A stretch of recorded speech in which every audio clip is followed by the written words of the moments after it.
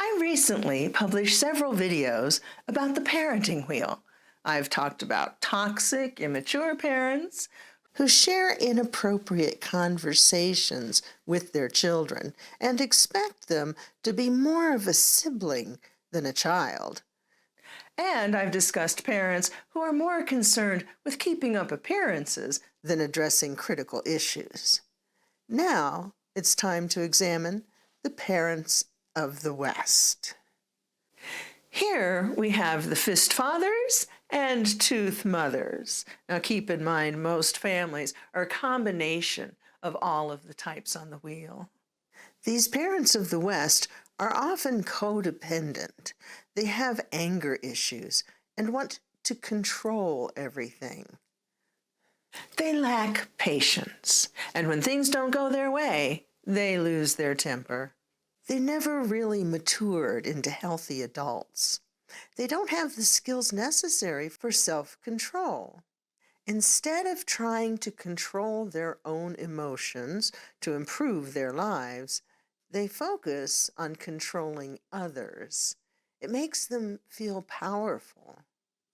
They like the fear that they instill in others, and they confuse it for respect.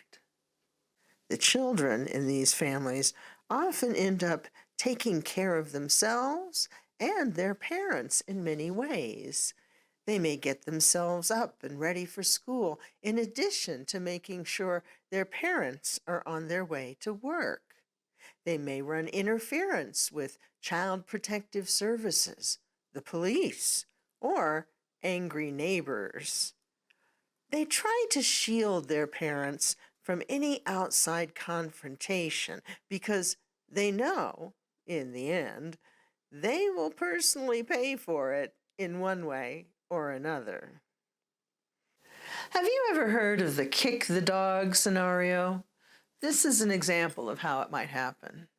Let's say the father is reprimanded at his job. He comes home in a bad mood and takes it out on his wife. Now her temper is short, and she snaps at the oldest child. This child turns to the youngest and takes his frustration out on her. The youngest, having no one to turn to relieve her anger, in frustration, kicks the dog. The point is that everyone took their anger out on someone else. They each turned to someone they felt would not fight back. No one dealt with it productively. This is the fist father and tooth mother family. A common way for these parents to avoid their feelings is with the help of alcohol or drugs. Since this lowers one's inhibitions, it often leads to more violence in the home.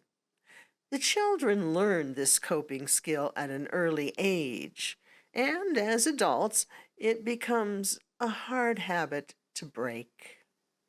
Everyone dances around the aggressor of the family. They do whatever they can to avoid their wrath. The other parent may make themselves scarce. They might find activities outside of the home to help them escape. Older children may do the same. They learn to avoid confrontations early in life, but they don't know how to manage their emotions effectively. They have no good examples. Adults who grow up in homes like this often feel that relationships are power struggles. This is where you'll find the victim-persecutor rescuer triangle.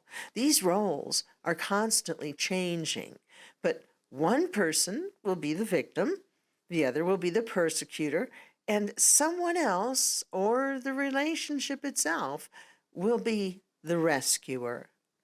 Often, the children will take on the rescuer role. This is very unhealthy. They grow up trying to save others from their emotions at the expense of their own. They may have a tendency to avoid examining their own lives and to put their own needs last. They learned early on that their emotions don't matter. It's all about placating the aggressor. They feel as though they're constantly in survival mode.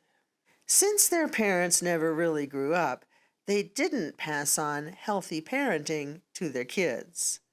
Nurturing young children wasn't their priority.